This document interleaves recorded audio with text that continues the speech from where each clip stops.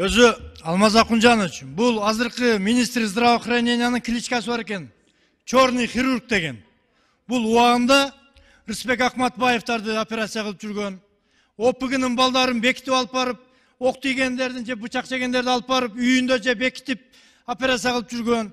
Мен подсказка берип коеюн, Камчыбек Кыдыршевич ГКМ-нын башчысына жана генеральный прокурорго кайрадан ОПГ менен күрөшүп атабыз. Түздөн-түз бул министрдин ОПГ-га тежесі бар.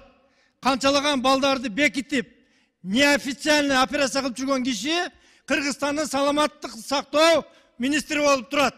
Бул деген уят нерсе. Бул президенттин да башын айлантып, аканит каякта бир ууларды чыгарып, 1 жыл башын айлантты.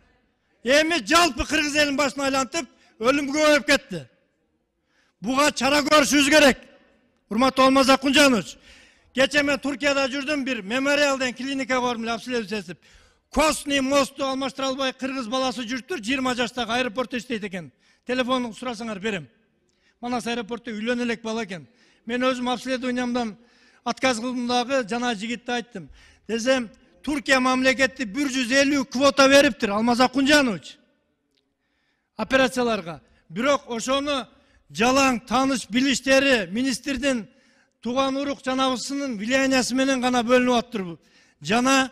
Жанагы Туркиянын Кыргызстандагы посолунун, мен бул боюнча Руслан Казакбаев менен да сүйлөштүм.